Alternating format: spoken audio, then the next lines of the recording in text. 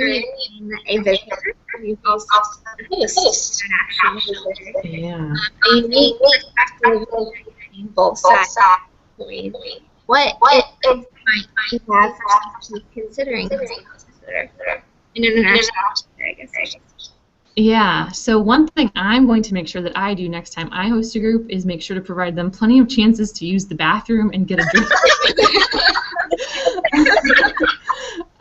There were several times where, well, and then, again, just the traditional style and being very proud of what they have, which is awesome. That's totally fine.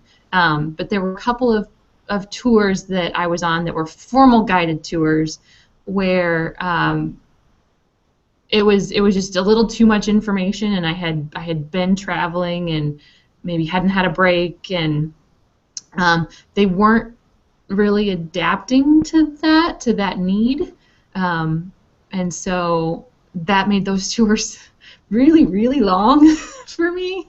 So yeah, just definitely making sure that there are break points in there, and that that there are opportunities for people to sort of rest a little bit in there, and make sure they have something to eat. The eating wasn't really a problem. I was well fed, but it was always nice when I come into a room where we're gonna have a meeting and there's a pot of tea and some cookies on the table. That's always nice.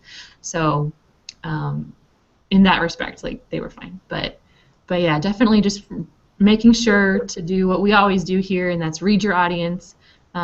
Make sure that you're paying attention to, if they've already been to 3 different museums that day, talk with them, see what they're up for. If they want to go for another formal guided tour, then do that. But if they're not, then you can adapt.